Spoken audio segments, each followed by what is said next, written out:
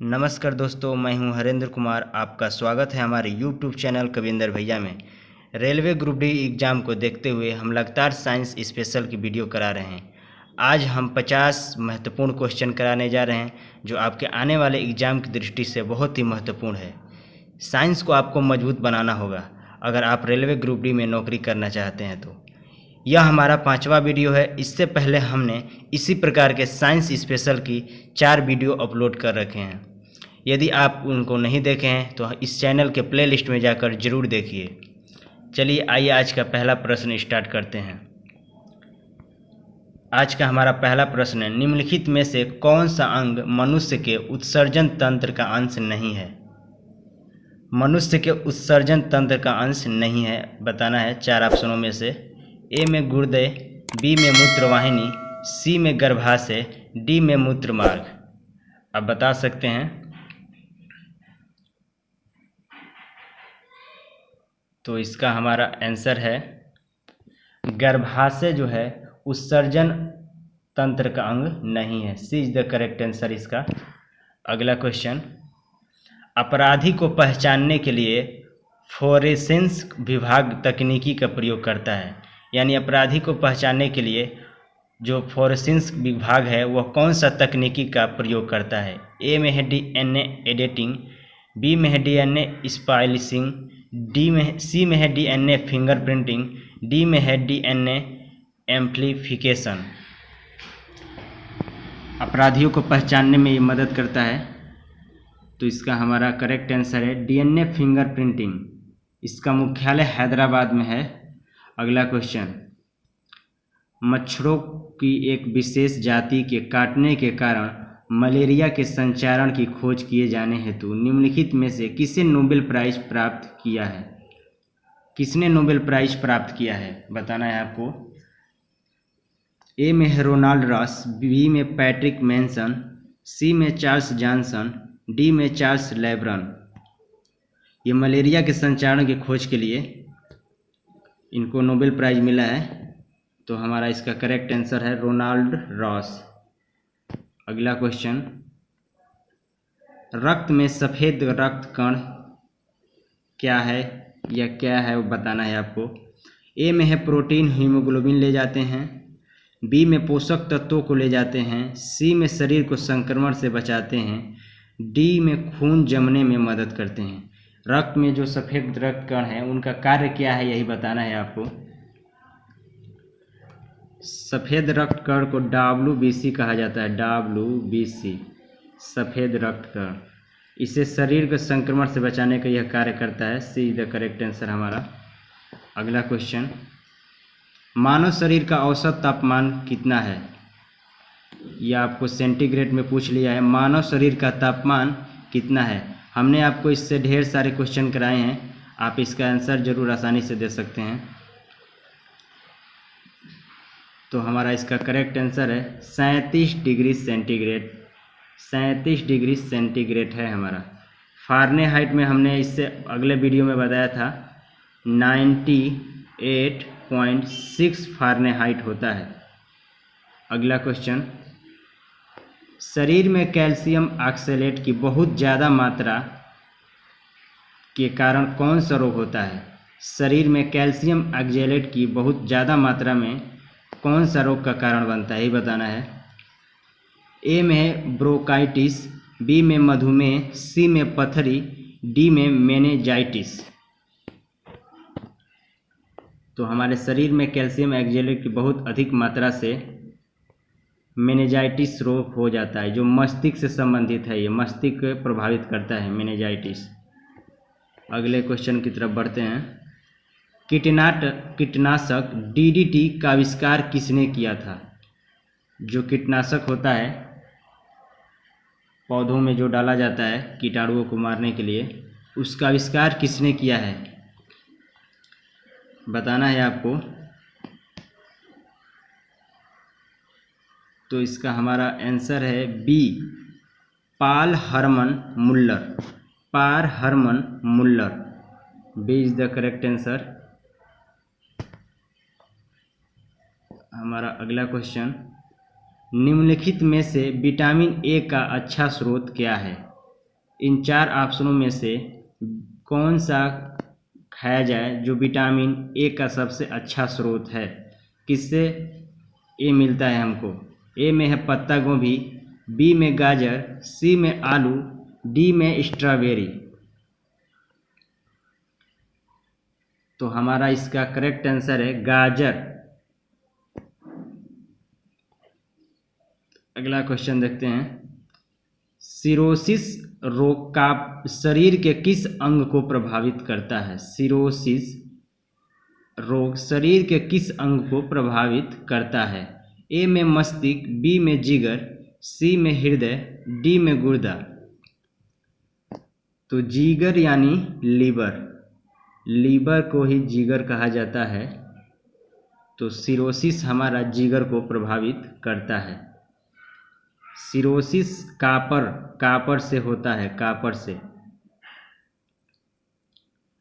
अगला क्वेश्चन, शरीर का कौन सा अंग खून के शुद्धिकरण से संबंधित है? शरीर में कौन सा अंग हमारे खून के शुद्धिकरण से संबंधित है, यानी खून का शुद्धिकरण किसके माध्यम से होता है? ये चारों अंग दिए गए हैं। ए में है दिल, बी में पित्ताशय, सी में गुर्दे, डी में स्प्लीन। तो आप लोग शरीर के बारे में पढ़े होंगे तो आप बता सकते हैं। इसका करेक्ट आंसर है हमारा गुर्दे यानी किडनी।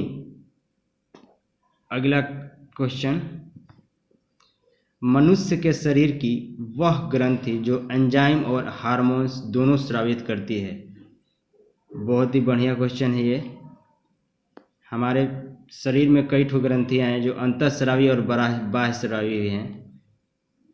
कोई एंजाइम स्रावित करता है तो कोई हार्मोन्स, लेकिन एक ऐसी ग्रंथि है जो एंजाइम और हार्मोन्स दोनों स्रावित करती है। ए में यकृत, बी में अग्नाशय, सी में लार ग्रंथि, डी में पीयूष ग्रंथि। तो अग्नाशय जो है हमारी ग्रंथि जो है एंजाइम और हार्मोन्स दोनों स्रावित करती है। Correct answer B. अगला क्वेश्चन देखते हैं, दांत का एनामेल किससे बना होता है? मानव शरीर में सबसे कठोर पदार्थ है ये। दांत का एनामेल किससे बना होता है? ए में है कैल्शियम क्लोराइड, बी में कैल्शियम सल्फेट, सी में कैल्शियम कार्बोनेट, डी में कैल्शियम फास्फेट। बिल्कुल आसान क्वेश्चन है। इसका करेक्ट आंसर है D, calcium phosphate. Calcium phosphate के हमारे दांत बने होते हैं जो मजबूत होते हैं। अगले क्वेश्चन की तरफ चलते हैं। निम्नलिखित में से कौन सा अशुद्ध रक्त संचार करता है? हमारे शरीर में अशुद्ध रक्त किसके द्वारा संचार होता है?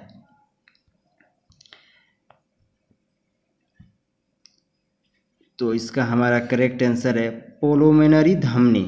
वैसे तो धमनी का कार्य है हृदय से शरीर की तरफ शुद्ध रक्त ले जाना, लेकिन अपवाद में एक पुलमोनरी धमनी है जिसमें अशुद्ध रक्त बहता है। सिराय में अशुद्ध बहता है और धमनी में शुद्ध, लेकिन इसमें ऑप्शन में नहीं दिया है सिरा, तो इसीलिए पुलमोनरी धमनी मारा जा रहा है इसका ऑप्शन।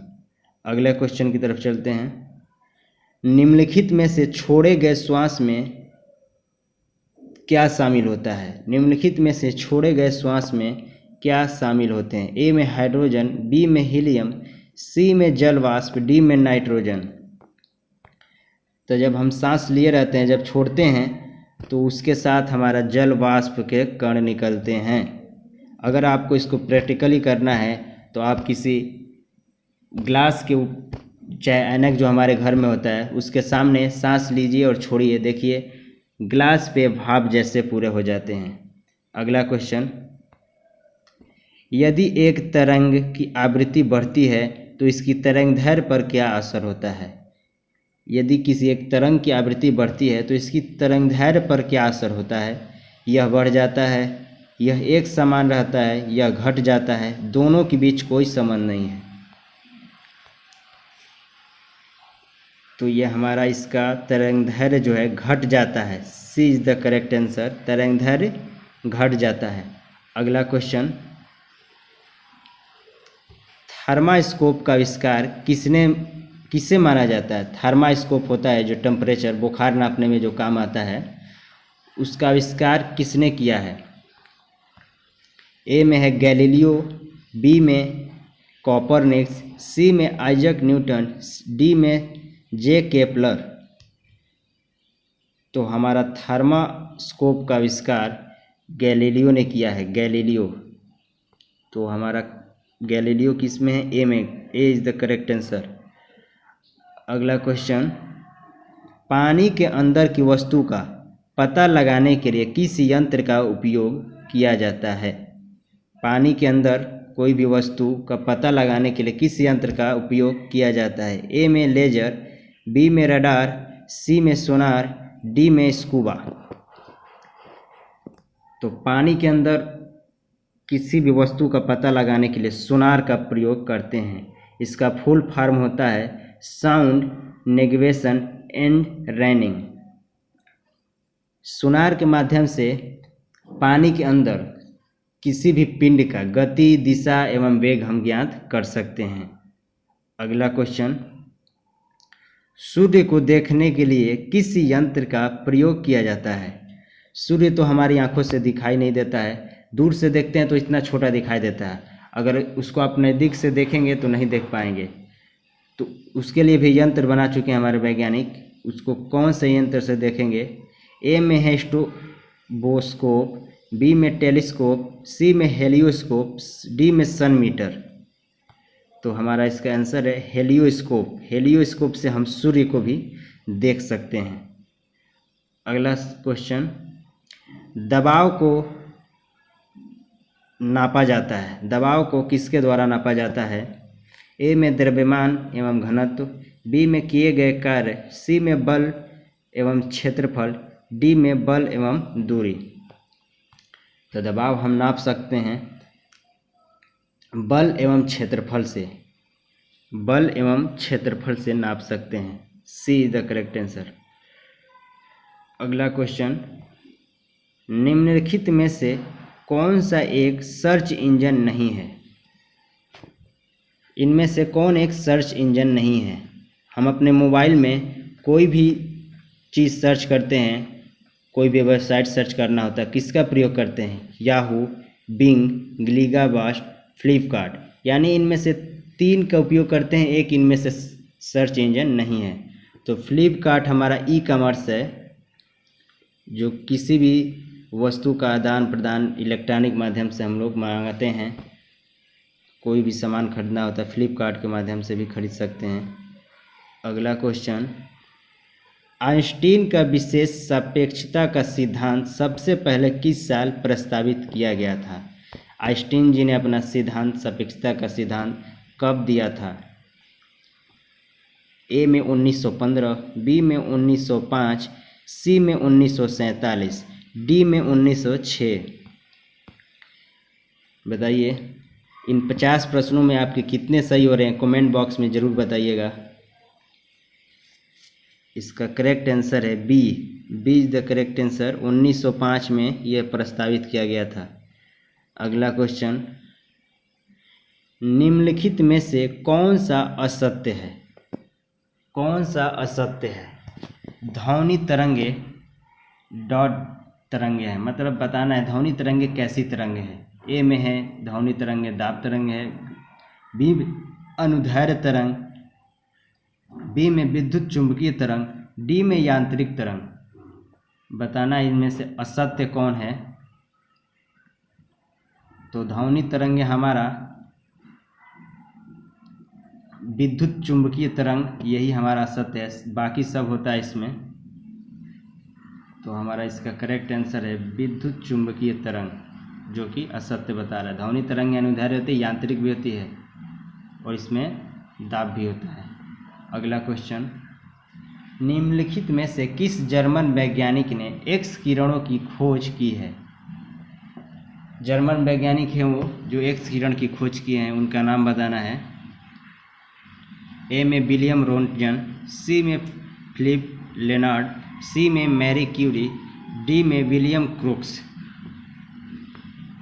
तो इसका हमारा होगा एक्सरे की खोज विलियम रोंटगन ने की है। अगला क्वेश्चन, एक वस्तु पर लगाए गए गुरुत्वाकर्षण बल को क्या कहा जाता है? एक वस्तु पर लगाए गए गुरुत्वाकर्षण बल को क्या कहा जाता है? ए में तनाव, बी में जड़ता, सी में वजन, डी में काम। तो इसको हम गुरुत्वाकर्षण बल पे जो लगाए गए बल को वजन कहते हैं, वजन, वेट। अगला क्वेश्चन, निर्वात में प्रकाश की चाल लगभग बराबर है, किसके बराबर है? तो निर्वात में प्रकाश की चाल आप बता सकते हैं इसका, तो इसका होता है 3 × 10⁸ मीटर प्रति सेकेंड, 3 × 10⁸ मीटर प्रति सेकेंड। अगला क्वेश्चन, एक मानव शरीर में अनैच्छिक मांसपेशियों कहाँ होती हैं? मानव शरीर में अनैच्छिक मांसपेशी यानी हमारी इच्छा के अनुसार ना चलती, वो कहाँ पे होगी? आप इसको सोचिए और बता सकते हैं। ए में हड्डी, बी में दिमाग, सी में दिल, डी में जबान। तो हमारी अनैच्छिक मांसपेशी होती है दिल में, क्योंकि वो अपने माध्यम से कार्य करती रहती है, हमारे तो कहने की ज़रूरत नहीं होता है कि ये करो, वो ऑटोमेटिक कार्य करती रहती हैं। मानव शरीर में दिल ही एक ऐसा अंग है जो कभी विश्राम नहीं करता है। अगला क्वेश्चन, तरल अवस्था से गैसीय अवस्था में रूपांतरण को क्या कहा जाता है? तरल अवस्था में गैसीय अवस्था में रूपांतरण को क्या कहा जाता है? ऑक्सीकरण, ऊर्ध्वापर्तन, सी वाष्पीकरण, डी संघनन। बताइए। तो इसका हमारा करेक्ट आंसर होगा वाष्पीकरण। वाष्पीकरण तरल अवस्था से गैसीय अवस्था में रूपांतरण को कहा जाता है। अगला क्वेश्चन, निम्नलिखित में से कौन सा विद्युत का सुचालक नहीं है? विद्युत का सुचालक नहीं है यानी वो कुचालक होगा, जिसमें विद्युत प्रवेश न करे उसे कुचालक कहते हैं। सुचालक उसे कहते हैं जिसमें विद्युत प्रवेश कर कर एक यहाँ से दूसरे जगह फिर चला जाता होगा। चीनी मिट्टी का बर्तन, बी में एल्युमिनियम, सी में टंगस्टन, डी में निकेल।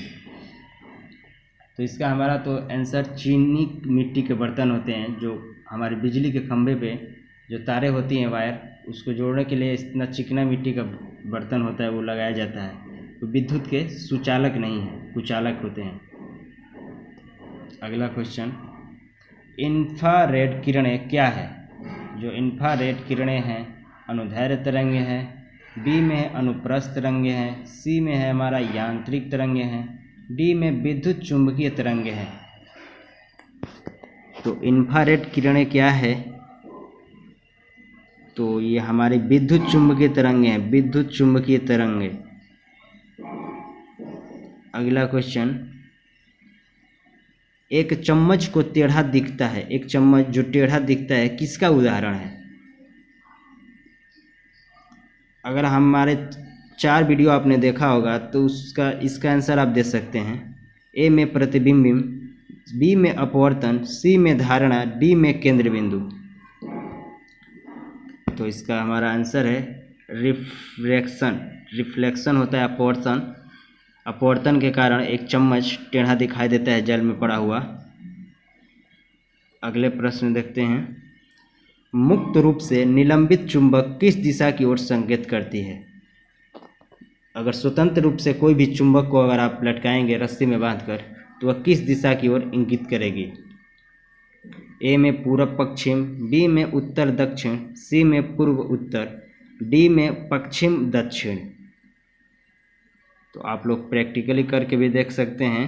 एक चुंबक लीजिएगा और उसको रस्सी में बांध कर लटकाइएगा, उसकी दोनों जो सिराएं होगी उत्तर और दक्षिण की तरफ संकेत करेंगी। अगला प्रश्न देखते हैं, बाइफोकल लेंस का आविष्कार किसने किया था? बाइफोकल लेंस का आविष्कार किसने किया था? ए में थॉमस एल्वा एडिसन, बी में बेंजामिन फ्रैंकलिन, सी में इवेंजेलिस्टा, डी में आइजैक न्यूटन। तो बाइफोकल लेंस में हमारा दो बिंदु होते हैं, दो फोकल लेंस होते हैं, जिसके ऊपरी सिरा में अवतल और निचली सिरा में उत्तल लेंस लगाया जाता है। बाइफोकल लेंस में ऐसे क्या होता है, बाइफोकल लेंस इसलिए इसका उपयोग किया जाता है जब कोई व्यक्ति को एक या दो से अधिक वस्तु एक ही समय में ना दिखाई दे, तो उसके लिए हम बाइफोकल लेंस लगाते हैं। तो इसका खोज बेंजामिन फ्रैंकलिन ने किया है। B is the correct answer. अगला क्वेश्चन, गर्म शीशों को धीमे धीमे ठंडा करने की प्रक्रिया को क्या कहते हैं? जो गर्म शीशा है धीरे धीरे ठंडा करने की प्रक्रिया को क्या कहते हैं? तो ये हमारा इसका आंसर होगा एनेलॉगिंग। एनेलिंग कहा जाता है, एनेलिंग कहा जाता है, एनेलिंग। अगला क्वेश्चन, सर्वप्रथम पूर्वानुमानित सुपरनोवा विस्फोट की तस्वीर लेने वाला हब्बल अंतरिक्ष दूरबीन किस देश से संबंधित रखता है? जो हम लोग को टीवी में दिखाया जाता है कि इस ग्रह पे ये है, इस ग्रह पे वो है, चाहे हमारे ब्रह्मांड में क्या है, तो एक अंतरिक्ष दूरबीन है हब्बल, जो सबसे पहले विकसित हुआ था। यह हमारा अमेरिका से संबंधित है, संयुक्त राज्य America, USA. A is the correct answer. अब इससे भी अच्छे अच्छे खोजे गए, एक नया आया है जेम्स वेब, जो इससे भी कई गुना अधिक पावरफुल है। अगला क्वेश्चन, लेजर के प्रयोग से किए जाने वाले 3D इमेजिंग प्रक्रिया क्या कहलाती है? लेजर के प्रयोग से किए जाने वाले 3D इमेजिंग, एक ही वस्तु का 3 इमेज दिखाता है ये 3D इमेजिंग। ए में है होलोग्राफी, बी में सोनोग्राफी, सी में रेडियोग्राफी, डी में कार्डियोग्राफी। तो ये हमारा 3D इमेजिंग होलोग्राफी में देखा जाता है। ए इज द करेक्ट आंसर। अगला क्वेश्चन, निम्न में से कौन सा नियम गैस से संबंधित नहीं है? इन 4 ऑप्शनों में से एक ऐसा नियम है जो गैस से संबंधित नहीं है। ए में बायल का नियम, बी में जूल का नियम, सी में एवोगाद्रो का नियम, डी में चार्ल्स का नियम। नाम से ही आप जान गए होंगे कि इन ऑप्शनों में से हमारा जूल का नियम है वो गैस से नहीं संबंधित है। B is the correct answer, हमारा बी है। बाकी तीनों बायल, एवोगाद्रो, चार्ल्स ये गैस से संबंधित है। अशुद्ध जल, जो डिस्टिक वाटर कहा जाता है, मतलब बिल्कुल शुद्ध मछली क्यों जीवित नहीं रह सकती है? जो फिल्ट्रेशन जो होता है पानी, उसमें सांस नहीं ले सकती हैं। बी में परासरण मछली के शरीर के तरल पदार्थों को पतला कर देता है। सी इसमें ऑक्सीजन नहीं होता है। डी इसमें भोजन नहीं होता है। ऐसा नहीं बात है उसमें सांस नहीं ले सकते, सांस ले लेती हैं। ये हमारा इसका करेक्ट आंसर होगा बी, परासरण मछली के शरीर तरल पदार्थ को पतला कर देता है, जो धीरे धीरे दम घुटकर मर जाती हैं। अगला क्वेश्चन, निम्नलिखित कारणों में किसके कारण बादल आकाश में तैरते हैं? किसके कारण हम लोग देखते हैं बादल आकाश में तैरते हुए दिखाई देते हैं? कोई भी चीज़ तैरेगा कब? जब उसका घनत्व कम रहेगा। तो इसी तरह हमारे आकाश में बादल और वायु का जो होता है, तो वायु से बादल हल्का होता है, इसीलिए वह तैरता हुआ दिखाई देता है। तो इस निम्न घनत्व के कारण ऐसा दिखाई देता है हमें, और वह तैरता है इसी कारण से। D is the correct answer. अगला क्वेश्चन, ध्वनि तरंगे किस में यात्रा नहीं कर सकती है? ध्वनि तरंगे किस में यात्रा नहीं कर सकते हैं? तो ध्वनि तरंगों को यात्रा करने के लिए किसी न किसी माध्यम की आवश्यकता होती है, जबकि इसके सीधा विपरीत होता है प्रकाश। प्रकाश के लिए कोई माध्यम की आवश्यकता नहीं होती है। तो ए में हमारा वायु, बी में पानी, सी में खाली स्थान, डी में स्थिर। तो इसी तरह आपने बताया कोई ना कोई माध्यम की आवश्यकता होती है। तो सी में हमारा दिया है खाली स्थान, जो कि यही हमारा सही है, इसमें गमन नहीं कर सकती है। अगला क्वेश्चन, निम्नलिखित में से कौन सी एक गैस रंगहीन एवं गंधहीन नहीं है? कौन सी एक गैस रंगहीन एवं गंधहीन नहीं है? ए में नाइट्रोजन, बी में क्लोरीन, सी में हाइड्रोजन, डी में ऑक्सीजन। तो ये हमारा इसका आंसर होगा क्लोरीन। क्लोरीन पानी के शुद्धिकरण में भी किया जाता है। देखते हैं हमारे गांव में जो कुआं होते हैं उसमें क्लोरीन ही डाला जाता है और ना ही पानी का कलर चेंज होता है, इसीलिए वो रंगहीन और गंधहीन नहीं है। अगला क्वेश्चन, निम्नलिखित में से कौन सा एक उत्कृष्ट नोबेल धातु है? उत्कृष्ट मतलब जो अपनी मुक्त अवस्था में पाई जाती है प्राकृतिक में। ए में है लोहा, बी में चांदी, सी में कांस्य, डी में एल्युमिनियम। बताइए इसका आंसर क्या होगा? तो हमारा इसका आंसर है चांदी। सोना चांदी जो होता है प्राकृतिक अवस्था में मुक्त रूप से पाए जाते हैं, प्राकृतिक में मुक्त रूप से पाए जाते हैं। बी होगा इसका आंसर। अगले प्रश्न की तरफ चलते हैं। उपयुक्त विकल्प द्वारा रिक्त स्थानों की पूर्ति करें। नीले लिटमस को लाल रंग में बदल देता है। तो हमने आपको तीसरे या दूसरे वीडियो में बताया होगा अम्ल और क्षार के बारे में। तो अम्ल का क्या कार्य है? नीले लिटमस को लाल रंग में बदलता है। तो ऑप्शन में देखिए पहले अम्ल किसमें है? तो अम्ल हमारा बी और डी में भी है। फिर और देखते हैं आगे क्या, और क्षार लिटमस को नीले रंग में बदल देता है। यानी ये बताना है हमारा पहला, तो हमारा अम्ल नीले लिटमस को लाल रंग में बदलता है। तो इसका हमारा आंसर होगा D. The is the correct answer. यानी अम्ल नीले लिटमस को लाल रंग में बदल देते हैं और क्षार लाल लिटमस को नीले रंग में बदल देते हैं। अगला क्वेश्चन, पानी से हाइड्रोजन को अलग करने की प्रक्रिया को क्या कहा जाता है? पानी से हाइड्रोजन को अलग करने की प्रक्रिया को क्या कहा जाता है? ए में विद्युत विघटन, बी में ओस्मोसिस, सी में ओजोनीकरण, डी में ऑक्सीकरण। तो पानी से हाइड्रोजन किस प्रक्रिया द्वारा अलग किया जाता है, यही आपको बताना है। तो इसका हमारा आंसर है विद्युत अपघटन। विद्युत अपघटन। अगला प्रश्न, किस रंग का तरंगदैर्घ्य सबसे कम होती है? किस रंग का तरंगदैर्घ्य सबसे कम होती है? जिस रंग का तरंगदैर्घ्य सबसे कम होती है उसका अपवर्तनांक सबसे ज़्यादा होता है। तो हमारा किस रंग का तरंगदैर्घ्य सबसे कम है? तो बैगनी रंग का। बैगनी रंग का तरंगदैर्घ्य सबसे कम है, लेकिन इसका अपवर्तनांक सबसे ज़्यादा है। अपवर्तनांक मतलब इसका फैलाव बहुत ज़्यादा होता है। आप लोग बताइए किस रंग का तरंगदैर्घ्य सबसे अधिक है? किस रंग का तरंगदैर्घ्य सबसे अधिक है? अगला क्वेश्चन, निम्नलिखित में से कौन सी एक ग्रीन हाउस गैस नहीं है? निम्नलिखित में से कौन सी एक ग्रीन हाउस गैस नहीं है? बताइए। तो ग्रीन हाउस गैस हमारी होती है carbon dioxide, methane, sulphur dioxide. Copper dioxide green house gas नहीं होती है।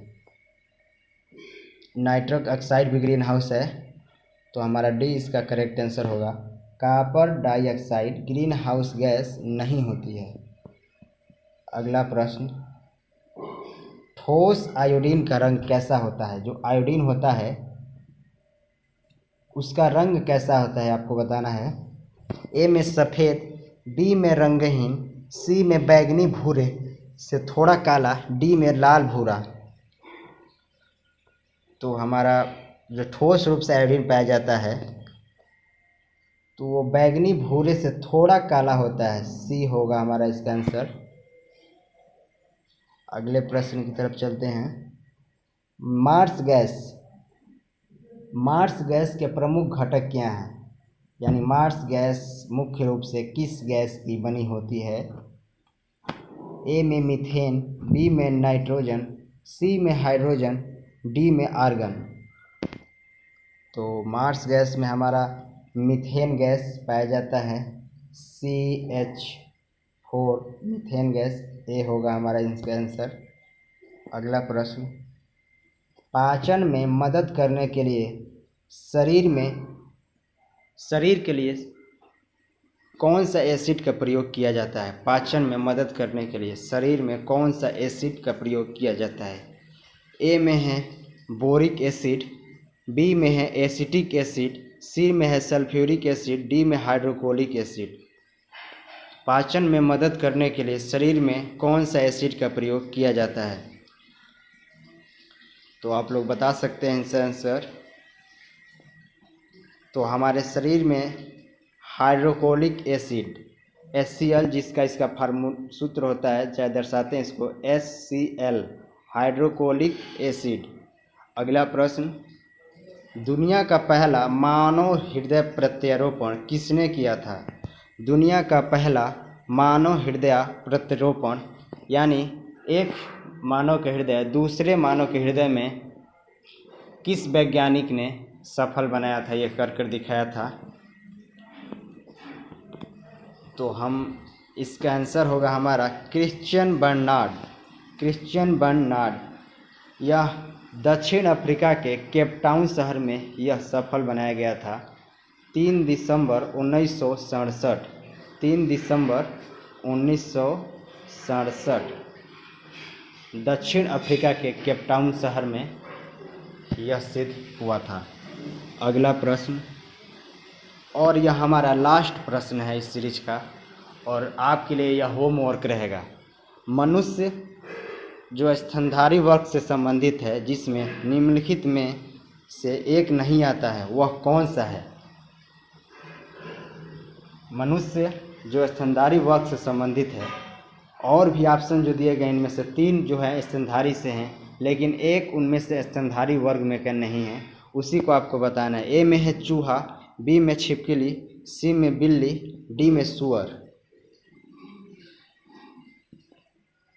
तो आप लोग कमेंट बॉक्स में उत्तर ज़रूर दीजिएगा। धन्यवाद। फिर मिलते हैं अगले वीडियो में।